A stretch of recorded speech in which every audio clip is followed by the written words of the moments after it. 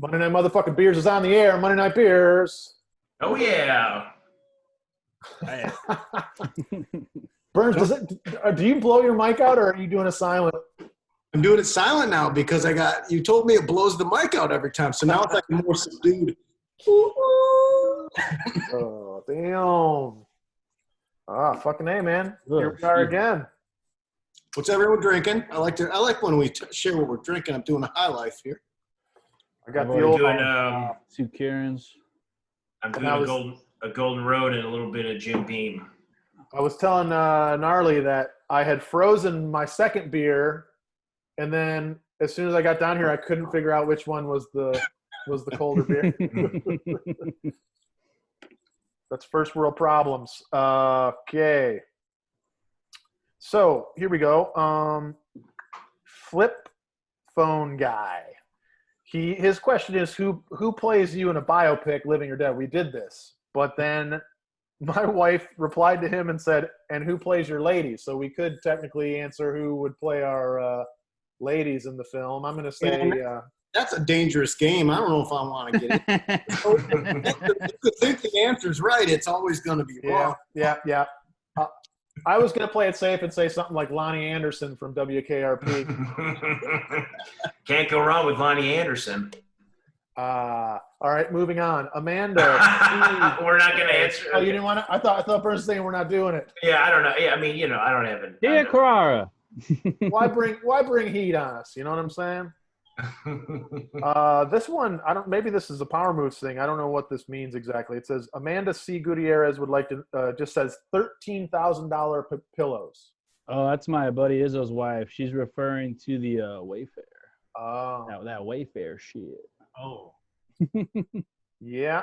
I mean, I don't know, dude. I don't know. You know better than anybody in this panel, but I don't know. I've been reading a lot about this weekend. There's a lot of people saying, oh, that's Ghislaine Maxwell giving the feds a bone, being like, well, look into this, and you'll possibly pop some people. And then there's the whole, it's just bullshit to discredit everything. Because there's a lot of people I've been talking, well, my buddy Oscar told me that people he follows on their Instagram were like, yo, have you seen this? And then a day later being like, oh, my bad. I didn't know this was a QAnon thing, and I apologize.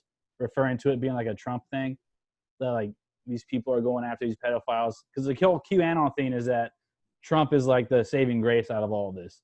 He's like the last true patriot, which is all bullshit, in my opinion. Like, that's not true at all. But yeah, human trafficking is real and it sucks, and we don't know. Some fishy business over at Wayfair. You can look that up wherever you get your internet. Oh yeah. You gotta look that up on your own, dear listener. There's a lot of fucked up shit. My man Dave Sarah, Grand Scheme on Instagram would like to know: is cereal a soup? Is a hot dog a sandwich? No and no. I'm gonna go no too. Yeah, what Pop said. Also, and like you could try and fight that hot dog thing all fucking day long, but a hot dog's a hot dog. Yeah. It's one of those things, one of those language games on like the internet that people argue about, that it's like, I mean, if you want to think hot dog's a sandwich, I'm not going to stop you, but it's just kind of dumb. I've never heard any argument that cereal is a soup, though. This is the first I've been hearing of this at all. I'm going to say I appreciate that take. That's a new one. It's like a gazpacho. It's a cold soup. Cold soup, but I do like cereal. And you could say like, well, soup is usually, a cooked pasta, etc. But you have a tortilla. Yeah. Tortilla soup is just broth with chips in it. Yeah, some people eat clam chowder. Some people eat crackling oat bran. It's all soup, baby. Yeah, and a sardine in a burrito is just a sardine burrito. You know what I'm saying? The worst mistake of my life. But it's funny, Burns, because I could actually – there's a part of me that could picture getting like a text from you being like, check it out, and you have like half the hot dog and then slice it down the middle and put it on like white bread toasted with like – and you're going, this is a hot dog sandwich I made. And be like, okay, that sounds right. Burns is doing it. I definitely do that when I'm out of buns. For sure. Who hasn't used a piece of bread as a fucking bun in a spot, man? Of course. Of course. Pop, what did you say? It's all soup, baby? Yeah, it's all soup. I mean, when you think about it, pizza soup. Think about it. Everything's soup. Every tool is a hammer. Mhm. That should be your next album name. It's all Pizza, soup, baby. yeah, pizza soup. It's all soup, baby. Soup, like in the heat. All soup. Yeah. Nice. Yeah. Jesus. Rob Lobster 43, Rob Sacuzo. On Sunday, we lost a classic arena to the sands of time. What is your best memory at the Palace of Auburn Hills? R.I.P. Oh, Yeah. Did you see the video of them? Yeah. At least they got it right this time, right? The Silverdome, they had a couple misfires there before they took it down. But Real botch job. I think for me, I saw Pink Floyd there in '88. It's like my second concert. Wow. Here I was born. There's like, a couple of WCW shows. I had, I was sort of going to games when the Pistons were in the mix there with like Billups and all those guys. And actually, the best story maybe that I have related to the Palace is I used to go to those Piston games by myself. And one day I was leaving like after a playoff game and my muffler like fell down and was like dragging. Oh no. So I like pull into this ACO hardware or whatever, and I get a hacksaw and some gloves, and I'm underneath just like hacking it off because I'm like, I just got to get home and I'll worry about this later. I knew. Yeah.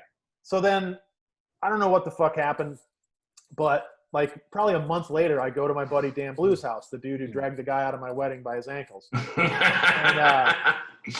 And I'm going to leave, and I'm like, fuck, man, I got a bunch of shit in my car. So I just start throwing shit into his like trash bin. And a couple days later, he calls me. And he's like, hey, it's like, fuck, dude. It's like, I don't know what's going on, man, but I looked at my trash, and there's like a hacksaw and a pair of gloves, and what the fuck's going on in my house? I was like, no, this is just the trash from my car, dude. That's not anything nefarious, dude. I'll see you on Forensic Files, dude. Mm-hmm. Mm-hmm. I got I went to a lot of Pistons games. I saw the Eagles there. I have one funny story. I went to one of those radio station concerts there where it's like 10 bands are playing, and it was a really shitty lineup. It was like, this is like 1999 or something. It's like Toad the Wet Sprocket, Big Head Todd and the Monsters, Duncan Sheik, bands like that, Paula Cole. And then the headliner was The Cure. So I went with some friends just to do something, and then the show was just hours and hours, and I wanted to go, but I had friends who were there who just wanted to see The Cure, and I had run out of cigarettes. So I was like, I got to try to bum smokes off somebody. So I walk into the smoking area of like the Palace, and there's these goth kids all in like Robert Smith hair and makeup and shit. And I go, hey guys, can I bum a couple smokes off you? And they go, well, that depends. Who are you here to see? And I go, The Cure. And then they gave me like 15 cigarettes. Fucking nerds. They go, no follow-up questions. Yeah, it's like, of course you're here to see what are you here to see? Duncan Sheik? You're here to see The Cure. And so they gave me like 15 cigarettes, and that was great. That whole like chunk of bands, like what? Toad the Wet Sprocket. What's the other one you said? Big Head Todd the Monsters. And then there's Huffamoose. It's like Gin Blossoms is like the better end of that spectrum. Yeah. This whole chunk of these bands from that era that I just fucking hated. Like the radio was just filled with this trash like that for a little chunk. And then there's I love the Barely Breathing Duncan Sheik song. Don't get me wrong. I'm singing that if I'm in Rite Aid that comes on. And you go to Pine Knob and go to like Horde Festival or whatever, and there's all those bands and like Ben Harper and whatever the fuck, and then you just get drunk and then because you're 22 or whatever. I also remember going to a WCW house show there in like 94 or 95 with my buddy who wasn't really a big wrestling guy, but he was like a fucking punk rocker with green hair. And he's like, I'm not standing up for the anthem. I was like, motherfucker, I'm standing up for the anthem. I'm not getting my ass kicked at the fucking Palace tonight by these people. That guy's tight. I think I just went to Pistons games there. Yeah. But I remember, someone's dad taking us to a game or what have you. And like, I'd have like 20 or 40 bucks I remember getting nachos and being super pumped. But that was the first sports arena that I'd been to that was really fucking nice. You know? Yeah. I was used to going to the Civic Center to see Saginaw Hawks or Generals games, or going to Old Tiger Stadium or the fucking Silverdome. Like that was, I had an experience like a really clean, like good technology and like monitors and like sound and shit. It was just mind blowing. It's also kind of crazy the shelf life of an arena now, because that thing, like that Pink Floyd show I went to was like the second show at the whole fucking thing. It like went up in '88, right? Mm-hmm. All these billionaires, they build these stadiums, and then 25 years later they're like, it doesn't work anymore. Even though a lot of like Tiger Stadium was around for like 80 years or something, and like it's just a money grab. Still got Dodger Stadium, baby. Yeah. But is this spot you're talking about where that big riot was, or the fight Malice between at the Palace. Yeah. Malice at the Palace. I remember going to bed as a child and then waking up and seeing that on Sports Center and being like, "Oh, that looks cool." Like seeing Steven Jackson just punch that fan, that was pretty tight. He does a slide punch. There's one of those where like, he looks at the guy and he's like, "What?" And he squares up, then he hits it, and you see the guy just go down like a bag of dicks. So good. Oh man. As a child, I feel like I was like 26 when that happened. Was that like 2004? Yeah, so I was like 12, 13. Oh wow. Like that. Apparently he's 27. Yeah, because I think I've said, like, I had a job. It was like my first like park management job, and I had one of those Motorola like 2-ways. And so I was also in bed, and all of a sudden my boss just like clicks into the fucking like walkie-talkie mode. He's like going crazy that the fucking Malice at the Palace was happening. That's a big Sports Center morning. Yeah. I saw that played. They played that clip a couple times in passing on Sports Center in discussions about the Palace last week or so. You'd have to, dude. It's like R.I.P. huge moment. Todd Dank, my man from Outback Concerts, he wants to know, working on my floating in the pool with a drink in my hand playlist, song suggestions. Freedom song, Thin Lizzy. That's default because then you're super free in that moment. I got some more coming up. Give me a second. I mean, I'm a big fans of those that Yacht Rock playlist that the Yacht Rock boys made, the official Yacht Rock one, not the there's a lot of different. There's only one that counts, and it's the Yacht Rock official that JD Risner and Dave Lyons put together. But I just run that like on Saturdays when I'm at headphones at the pool or whatever. It's all can't miss. And there's no fake Yacht Rock. It's all real deal shit. And I know it's not every poser shit. But I like to just sink into it. I would say, Vince, you know this record, William Onew. Oh yeah. There's an album called "Who Is William Onew?" He's like this Nigerian funk musician who put out some records in like the 70s and 80s and then became born again and like disappeared. And that's fucking cool. That's cool jams for sure, dude. Yeah, that's a definite like hang out in the pool record. I don't know that. That sounds dope. It's really good. Just check it out on Spotify. It's great. You definitely have heard a track or two at the Roost. Get dialed up. All right. I'd say maybe like Exile on Main Street. That's a good one. Like, it's got the horns. It never gets like too crazy, but there's like a sort of a myriad of types of tunes on it and shit. It's a good mellow. I mean, it's going to sound weird, but Michael Nesmith, who was in the Monkees, First National Band. Yeah, his country records from the 70s, if you're looking for a mellow, like drinking some records, those are good. You know what else is good? Well, since you mentioned them, like Pink Floyd is good pool music. Mm-hmm. Put on Animals or something, like something that's real kind of swimmy. Yeah, there it is. So, Eric Lamora, best live sporting event or moment you attended live? Mine was probably CeCe Sabathia pitching a complete game to beat the Cubs and get the Brewers into the playoffs, or Chad Moeller hitting the cycle. I don't know if I ever saw anything good happen live. Mine was I was at the game in '87 when the Tigers beat the Blue Jays to clinch the AL East. When Frank Tanana threw that 1-0 shutout at Old Tiger Stadium. That was probably the coolest and the loudest sports moment I've ever heard. Yeah, I don't think I've been to I haven't been to any big game other than obviously I've been to some big WrestleManias like Rock Austin and the Astrodome and shit. But well, you went to WrestleMania 3. I was at Mania 3 too, yeah. But that's one of the best. Well, no, yeah, I'm not saying it ain't, but I'm trying to think about seeing yeah, but no, I wasn't at any. I had those Piston tickets up until the season before they finally, did it. I remember in 90, I think it was 93. Remember the Tigers? They had Tettleton and Fielder and Rob Deere and all this, and they scored 20 runs in 2 games, and I just by chance I happened to be at both of those games where they still had Darrell Evans too, where they just so that was kind of fun. In a month, you just saw the Tigers score 20 runs in the game. Yeah, I don't know. You guys? I saw Verlander pitch for the Tigers the last time. That was a fun thing to see. I think what sticks out in my head the most is a small thing. In the 8th grade, Chris Webber was playing for Detroit Country Day against my high school. And as a 9th grader, he comes down the court, rocks the ball off the backboard on a breakaway and just fucking knocks it.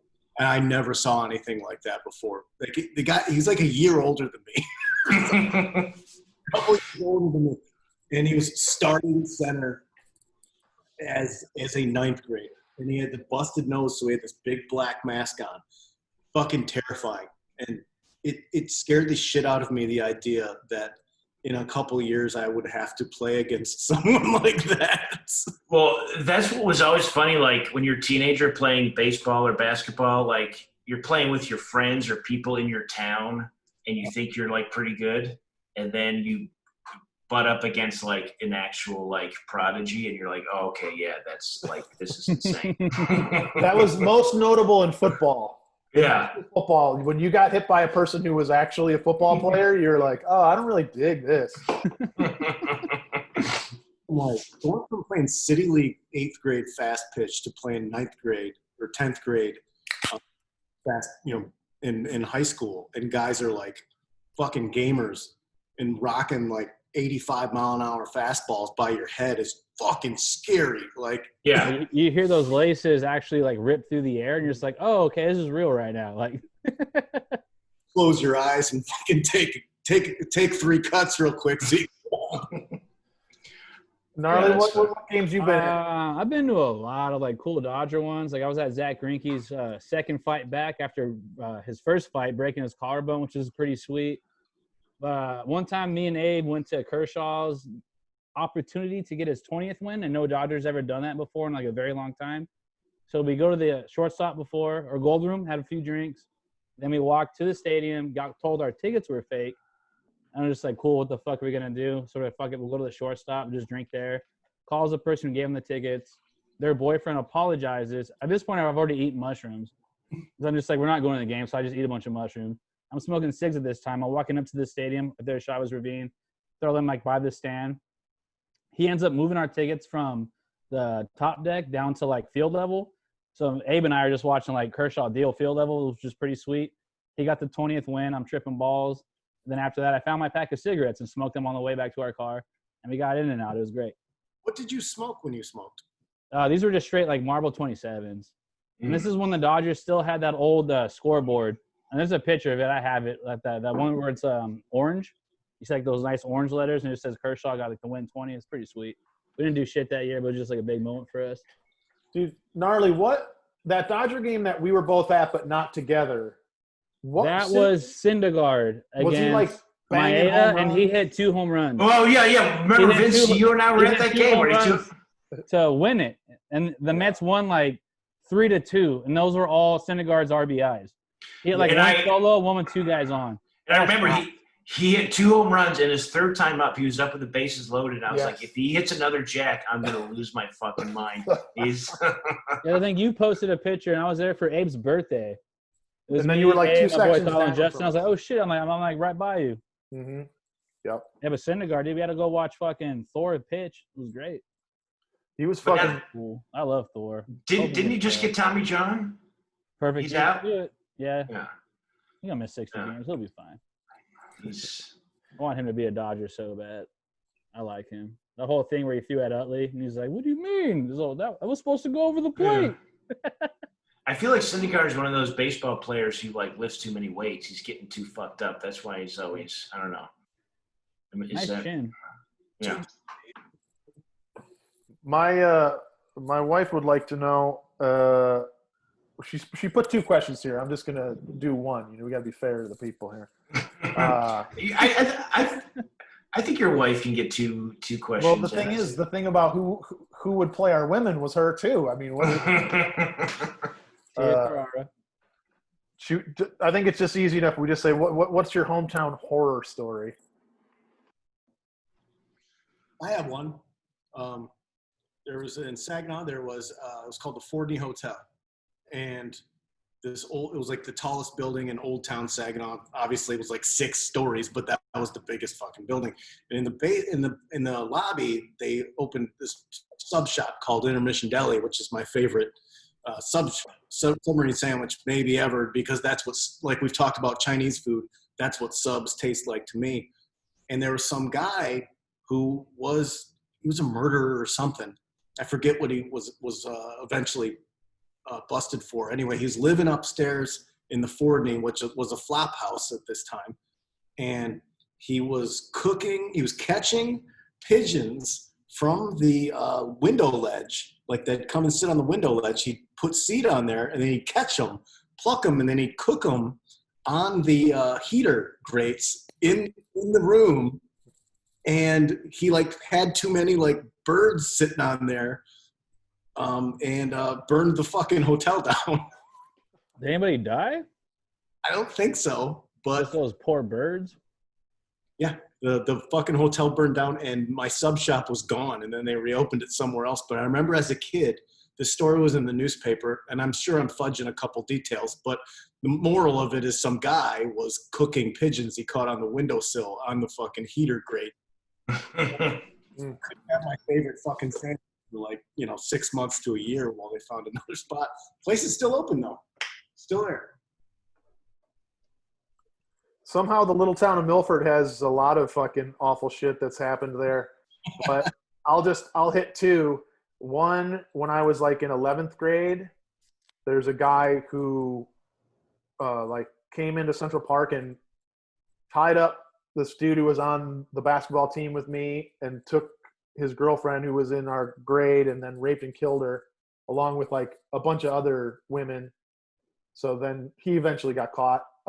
And then a little bit out of high school, there was these 2 dudes who like got these like underage girls to come to the park. Central Park was fucking bad news.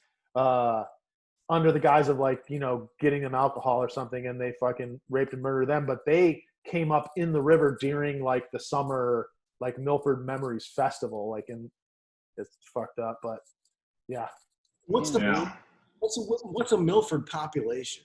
It's a great question. Like 30,000, something like that. Yeah, I'm gonna look real quick. It's probably more now than it was then, but it's not a big. It wasn't a big town. I'm gonna guess say 47. 47, 652. Okay. No, the village population as of 2010, which is what I lived in, was 6,175. That's it? Oh wow. That's the village, and then I think the township is probably, if the township is even double that, it's only 12,000 people. Yeah, Milford. I mean, it's got the Proving Grounds. It's got Camp Dearborn, so it's a sort of a flagship city, but there's not a lot of people there, I guess. Yeah. Yeah, like that. Those things happen in a super small community like that. It's super big news. It's like but there's so many other stories. I mean, this doesn't even get to that level at all. But the manager of the Big Boy where I worked was paying. Oh boy, that's a crazy story. That story rocks. Garden City doesn't have too much drama, except when I was a kid, one of our basketball coaches, molested a bunch of kids, and luckily I was able to slip through the cracks there. But then he got killed in prison. So. But there was also that kid that you worked with at your sister's orchard who killed his mother and came to work. Yeah. So when I was like 10 years ago, when I busted out of New York and had to work on the farm, there was this kid and he seemed kind of quiet or weird, whatever. Some people are just quiet. And then he fucking, I'm quiet at jobs. I'm not murdering, anybody. And then he fucking killed his mom and came into work, and it wound up being was it on Dateline or like ID or something? I definitely saw like a TV show about it. Yeah, I can't remember. Yeah, apparently there was some trouble at home, and he like bludgeoned his mother to death, and then he came in and his hands were all and my sister, God bless her, she had a hard time reckoning with that he did it. You know what I mean? Because she liked him or whatever, and then but he totally did it. He's in jail right now for life, I think. But he killed his mom. So it's kind of crazy. So I got flush. I worked there, moved back to New York, and then I heard the story about this kid who killed his mom. I was like, okay, but Harley, what about out in Whittier, man? Any fucked up shit? Yeah, there's a lot. But one that sticks out because my stepdad was like really afraid of like schizophrenic people, just because of what they're capable of. And this one case was off of Gun, and I want to say Telegraph. Right by used to be a discount theater, and the story was it was on Gun Street, and there was this house next door, had a family, like a grandma lived there and everything, like a full-on generational family, and this neighbor was schizophrenic who was older, was super nice to them all the time, and then one day just broke into the house, and then one by one just murdered everybody who came through with a hammer, and this went on for hours as the people came home from school and then work and then the dad from work, and it was just a whole ass I don't even think that house has been bought yet. It's still there on the corner. But then also right there where it's called Gun Park, they changed the name because too many people were getting fucking shot because of gang activity. And we can't have this. Maybe it's because it's called Gun Street. It was Gun with two N's, and they're just now it's Adventure Park. And then I used to live in Norwalk where I grew up, the mental hospital, Metropolitan, where we were in high school one day. They were like, oh, yeah, the guy who stalks Madonna, he broke out. And I was like, oh, I live right by there. Sick. Well, you don't look like Madonna, so you're fine. Yeah, but this is a full-on mental hospital right there. And it's a scary one, too. Yeah. It's really scary. It's big as shit. The houses. It looks like, what was that movie? Shutter Island? Kind of like that, but not. Oh, yeah. There's, in outside of Boston when my sister lived there, it was called, the Boston for the criminally insane, and it was one of those, and we just went and snooped around and looked in the windows. The horrors that went on in those places is just it's unreal. Older dudes would always tell me, other parents' dads was that one building that's really white because you could see it in the middle. He's those stairways are super narrow, just so no one can rush down without pushing a bunch of people, so no one can escape essentially. It's very pinched. I don't know. Pop, did you ever go to the Northville mental hospital? No, but there's the one. Do you remember the one on Michigan Avenue, Eloise? That was supposedly haunted and shit, and right by Bogarts and all that. Because there was a closed down one in Northville that a lot of people would always go and sneak into and check out. That was not my bag, but I know people did. Yeah, I didn't go for spooky stuff. I'm just trying to I didn't go for shit that could get you arrested either. Yeah, whenever people are let's go into this abandoned, I'm let's just go to Denny's. Mm-hmm. Or I don't know. As a kid, I remember going and sneaking into old warehouses that were abandoned. I had this discussion with my buddies the other day about how when you were a kid, you got on your dirt bike and you just kind of you're huffy and you took off and then you came home for supper time. I remember Saturday mornings you could watch cartoons and Looney Tunes, but once American Bandstand started, it was you got to get out of the house, and then you just come back at dinner time. You go into the woods, you go to the wherever, you just raise hell and fuck around. Then you come home at 7:00 and eat potatoes. And fucking Five Alive or whatever, I don't know. And then come home and eat whatever potatoes have been made for you. Classic meal of potatoes and Five Alive. No. I definitely have memories, of going into houses that were being built, and you just run in and you throw rocks at stuff. I don't know. I will say, related to potatoes and also the discussion about name changes, I feel like Hannes, he hit it out of the park when he said the Redskins should now be called the Taterskins. It's too good. Man, When's that name change coming? those chips were good. Remember those Tater skins? Oh, yeah. Oh, yeah. Those. Skins that are real. Those were fucking good, man. Well, the Redskins said today they're changing it, and then they said that the coach and the GM are gonna mull over the best options for a new name. So I don't know how soon they're gonna fucking drop it, but I trust Riverboat Ron, man. I think Riverboat's gonna give us a good name out of this. There's gonna be. I want him, Ron Rivera. I want him to coach the Raiders so bad. Ron Rivera's the man. well, to me though, it's the way that the Indians had to be it's going to take us 2 years to phase out, Wahoo. It's not if you want to do it. Not hard. It's if the Redskins want to change the name, they'll have fucking brand new equipment by fall if there's even a fucking game to play, Just that whole we got to do this first. I'm no, it's we got to be racist for a little bit longer. No, you stop now. I thought it was funny that the Braves were we're keeping the name, but we're going to look into the chop. Did you read those comments? No. Oh, go back. They're great. What the fuck are we supposed to do? You sit there. Clap, baby. The fuck, dude?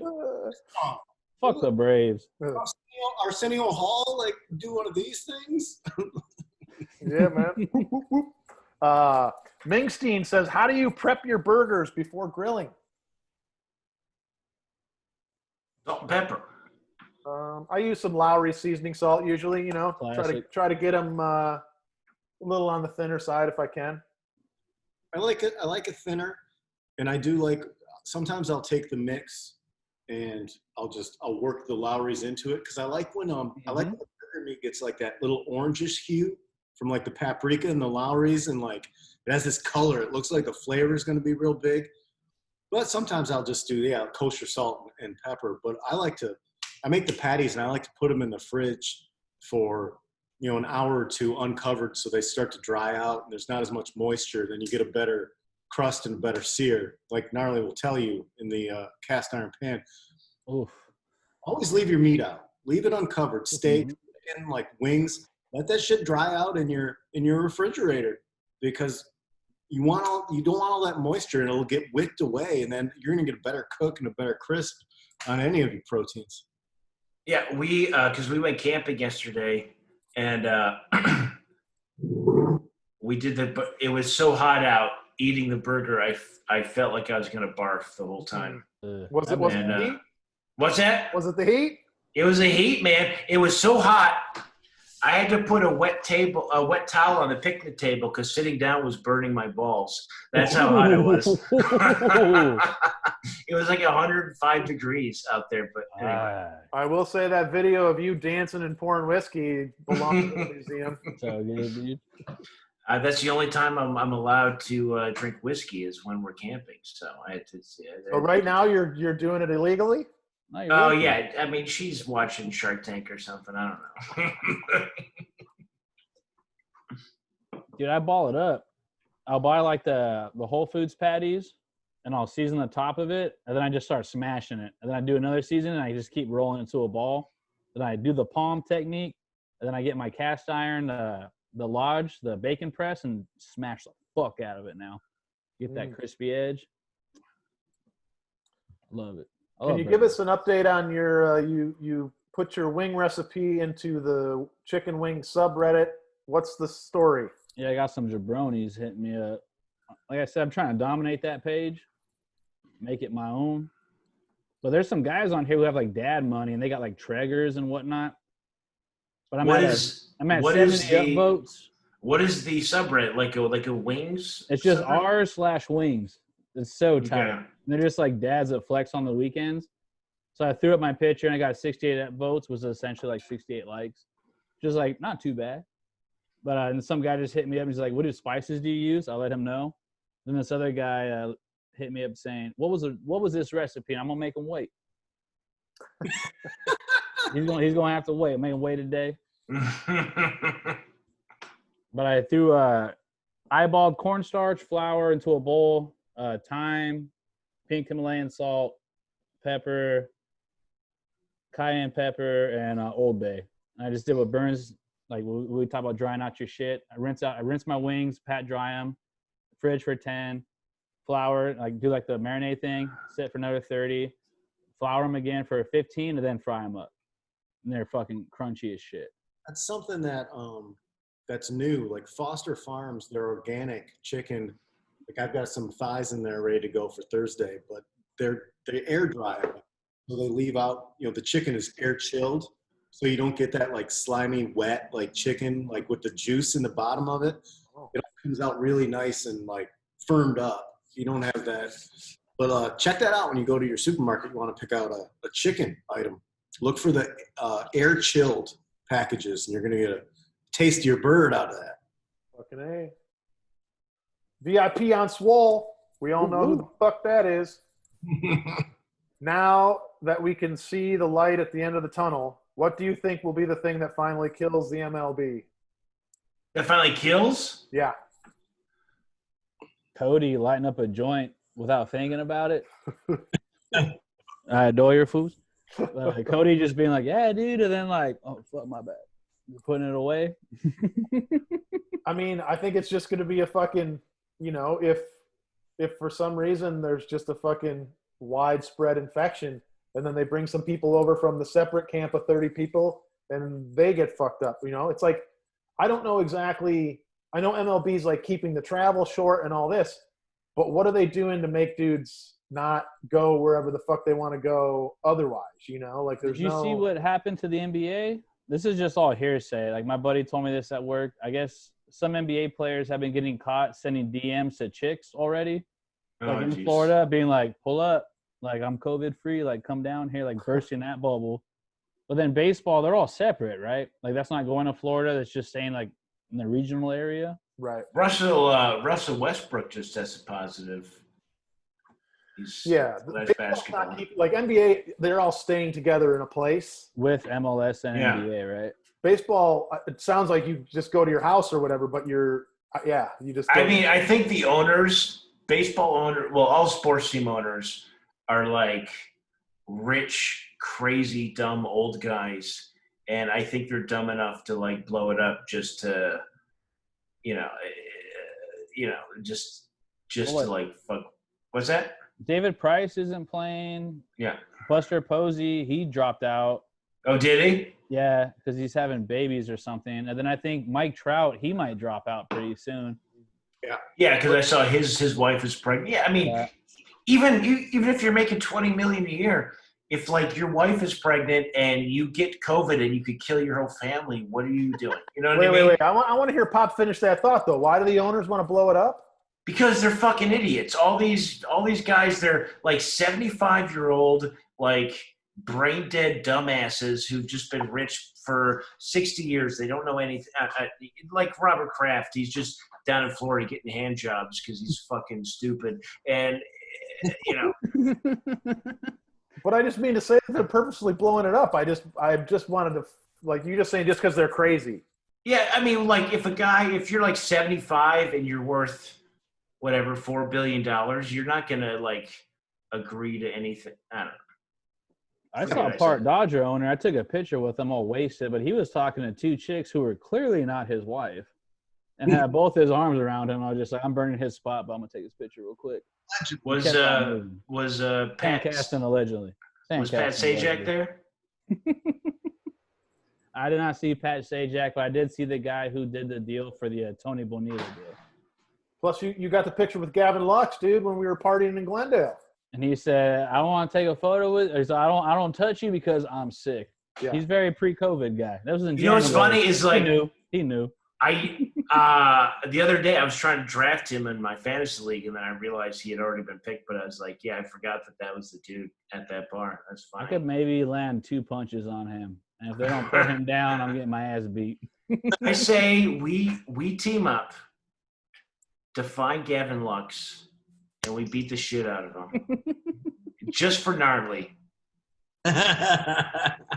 Me, you, Vince Burns. Let's beat his ass. Let's do it. Yeah, he was there apparently with Matt Beatty and another Dodger I'm not aware of.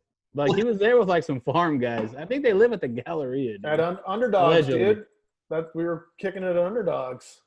Watching that hot chick for Clemson just fucking throw ropes. We ain't going to Underdogs for a long time. Yeah, Underdog's probably gone. Opposite of what you can go to. Underdogs. The shawarma place now. Remember the old days 6 months ago when you could just go to Underdogs or go to Greyhound and get hang double out? charged? Instead, I just annoy my girlfriend when I'm drunk here. We got one more question over on this side, and it comes from all our buddy Casey Corbin. Oh, nice. Hello, Casey. Now, apparently, there's a whole podcast related to this question. Did the CIA write Winds of Change for the Scorpions as a propaganda tool to help defeat communism behind the Iron Curtain? That's funny. A buddy of mine back home just texted me that the other day, and I haven't looked into it, but I would believe it. That a rock and roll jam could be so good that it would make you fucking want to be free? I mean, the CIA poisons and kills people. Why wouldn't they write a tune? He's not lying. What were the what was the main track off of that? Winds what was Winds of Change? I'm thinking Rocky Like a Hurricane, dude. That's all I got in my head right now. No, Winds of Change is the name of the song that the CIA elected. It's a ballad, yeah. Rocky Like a Hurricane also big hit, but that's a different record. I'll dig into that after this.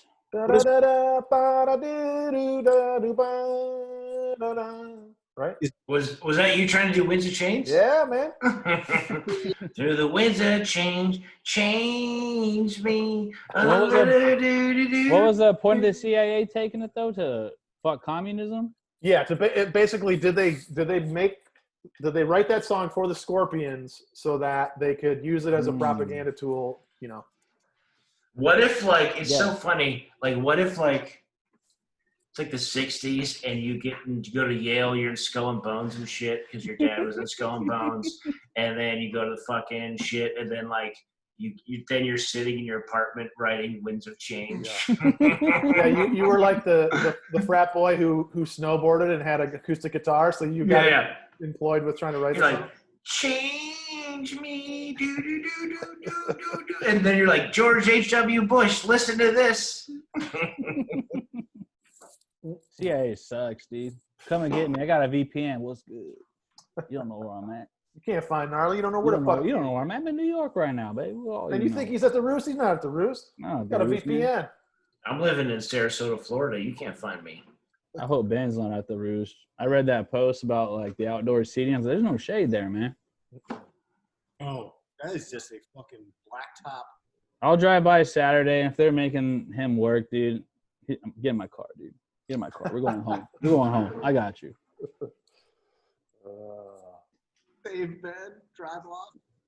I got a couple here. From yeah, dude asks, have you ever caught a fish? Yeah, of course. Have you ever caught a fish? I went deep sea fishing with my stepdad. You guys ever been deep sea fishing? They put all these the bait fish, they're alive, in this water thing that's behind you, when you're on the boat. And I didn't know that you're supposed to put the hook through the jaw so it's still alive. So I was just grabbing these dudes and putting it through their fucking eyeballs. My God. And then someone told me just your bait's dead. I'm like, okay. They're like, no, your bait's dead. And I'm just like, well, what's the issue here? And they're like, you're supposed to go through the jaw. And I was like, no one fucking told me this shit.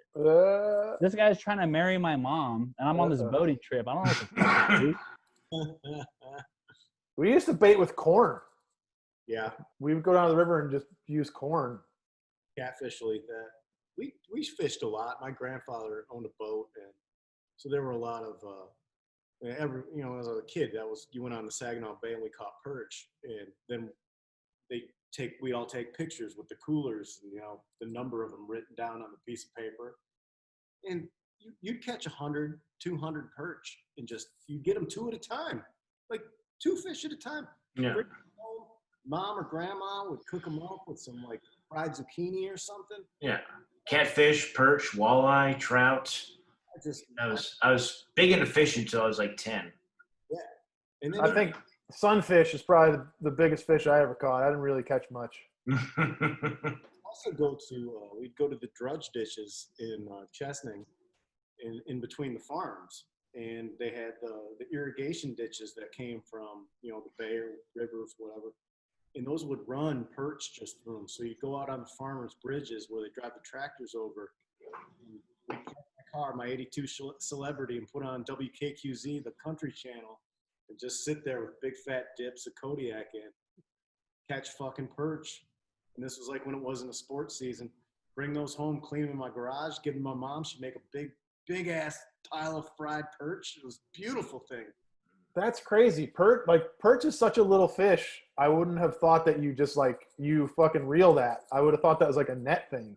No, you catch them like up to about 7 inches. About yay big. You get like you get perch fingers. Any place in the Midwest, Wisconsin, Michigan. I miss that, like perch dinners. Oh yeah. Cozy bar with just dunking that shit in tartar sauce. Can't beat it. Go ahead. Oh no, sorry. No, go ahead. No, I got nothing. I was just saying I like fish. This is up your alley. This is also from yeah, dude. You have $5 at 7-Eleven and you are hungry. What are you getting? Pop and go. Okay. Well, some of these 7-Elevens, they got nice like chicken like fettuccine Alfredo and chicken parm sandwiches and shit, and they're pretty good. Look, man, when I was broke, 7-Eleven, chicken parm sandwich, all that, I'm going to say you go and you get for $5. Yeah. And we ain't talking about beers or anything. That's your limit. You can get. You're hungry. 5 bones. Yeah, just get one. Just go to the refrigerator thing there and get like fettuccine Alfredo or chicken parm. It's gonna be like 1,000 calories, and you're good for like a day. That's their brand? Yeah. Oh, yeah. You can pop it in the microwave. I will back you. I will stand with you, Pop. 7-Eleven food, like in that refrigerated section, the fresh made whatever, is not that bad. Those sandwiches are pretty good. Like the turkey chipotle mayo sandwich is pretty good. It's good wheat bread. Joe DeRosa got so mad at me when I told him the Philly steak and cheese is pretty good there. He's like, what? I'm doing 2 taquitos off the roller, a bag of Funyuns, and probably a big gulp of Powerade. Well, yeah, the chicken sandwich, the burger's like $2. Maybe get 2 of those. The pizza rollers are good. Yeah. Those You got it. I also really like their chicken wings. Their chicken wings are they're really close to Vaughn's chicken wings. Just like spicy, fried, not too big bites, of course. I think I'm probably going to get 1 big bite, and then I'm going to max out the rest of my money on maybe like a slice of pizza. Pizza's good. Good. For like $5, you can get like a hot, ready carry out or whatever it is. So, Yeah. If you got $5 and you gotta get beers too, I would say get like a can of Steel Reserve and then like a cheeseburger. If you gotta go, if you're in dire straits, which I've been in.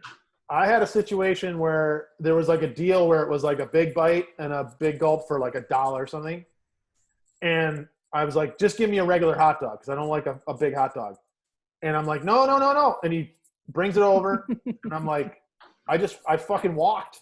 I was like, I'm not fucking eating that. Like, I think I paid and still walked, but I was like, I'm not a fucking hot dog. Get it the fuck away from me.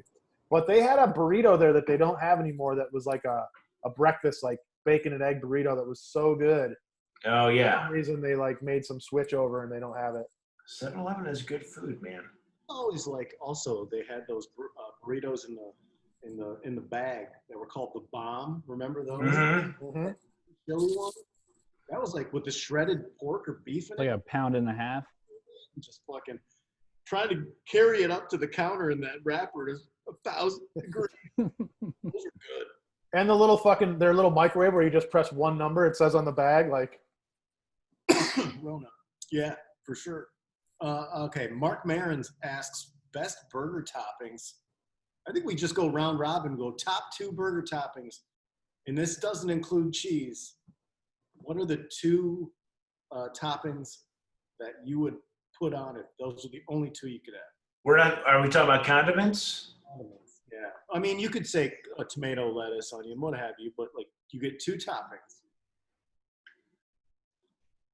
If we're counting condiments, then I'll just say like mayonnaise and mustard. If we're talking not condiments, I'll say pickles and onions. I'll do, if I can only have 2, mustard and pickles. It's tough. I think I do. It's real tough. I'm going to do mayo, and I think I can do mayo, and it's tough between, I would really like raw onion. That's enough, but I think I do pickled jalapenos and mayonnaise. Like with on a cheeseburger, that's like all you need. Like, you know, I like a little heat. I'm going Thousand Island grilled onions. Nice. Great choice. Yeah. Let's see what else we have. These are just comments. Favorite old school quarter eating arcade game?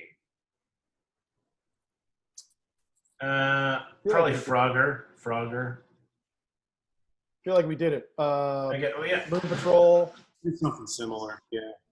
I want to be cool and say Double Dragon, but my honest answer is Outrun, where the steering wheel shakes when you crash the car. Like I would play that all day. Marley? Mortal Kombat 3, preferably. Yeah.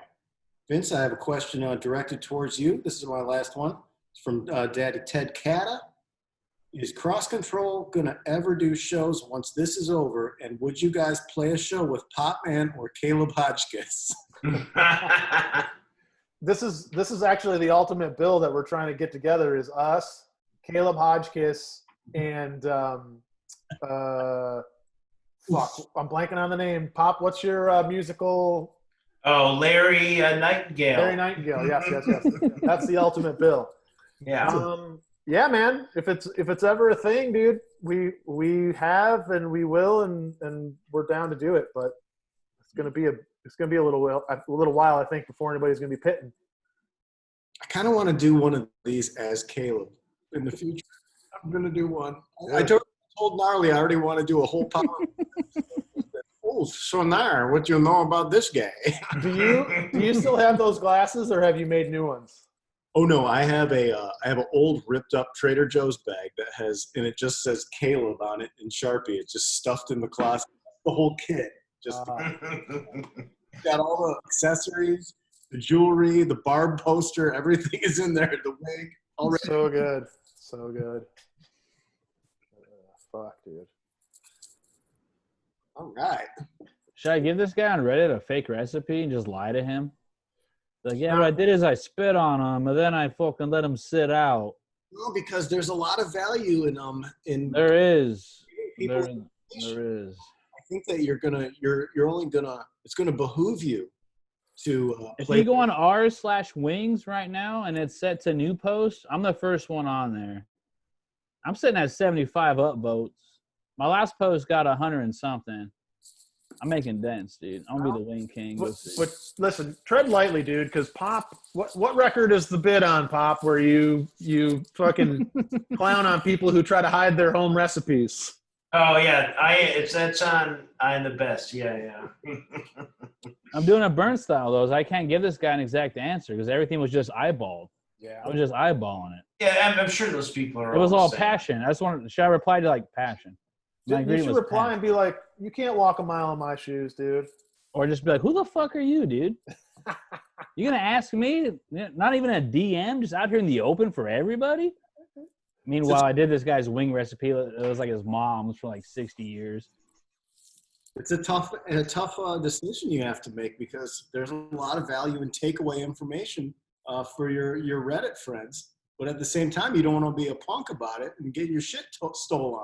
These guys aren't my friends, Burn. Let's get one thing straight. What's up with all your Reddit friends, man? These losers got kids. I don't. I don't know.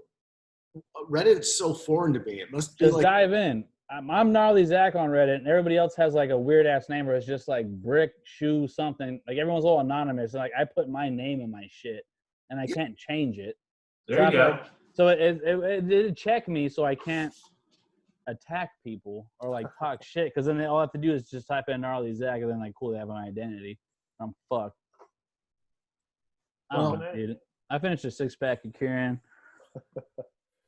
That's it. Nice. We all gotta do 6 packs. Oh, yeah. Little jalapeno tequila there for fucking Big Burnsy. What are the chips behind you, Burns, that aren't scoops? These are my favorite tortilla chips, hands down. Yeah, he's dueling the clip. Respect. These Totitos, traditional yellow corn, cantina style. Okay. These are my cut, and then I was also Classic. Piggy Burns was rocking these with some. Those are good. Those are problems. Throw some pepper in that bag and shake it up. It's a little hack for you. I've been you know what I've been doing? I've been taking a little bowl, I hit it with Old Bay, and then I put it in the microwave so the grease comes out of the chip, and then the Old Bay sticks to the chip. Never mind. Never mind. Sippy the Booze Bear was getting his knuckles stick this weekend. I just fucking love Dean's French onion and plain potato chips, man. It's a weakness. Like once that tub gets cracked. French onion soup? French onion dip. Oh, I was like, damn, you're making a soup and dipping your chips in it? No. Boys, my bladder's going to split open. Should I just leave you for a minute? No, we can wrap Let it. you go? Midwestern delicacy. Oh, the finest. The only French onion dip, unless you're going to make your own. There can only be one. Damn. Well, there you have it, dude. Did it. We did it, boys. And thank you to everyone who sent those questions in. Like, Yeah. Pile on. We love it. Yeah, send more questions so we Find can. us on Instagram, Monday Night Beers. There's an email I set up, but I don't remember what it is. And we're working on some new ideas to promote and get you guys to want to fire questions off. We've Absolutely. only just begun. All right. Well, okay. Peace out, guys. I'll see you Monday.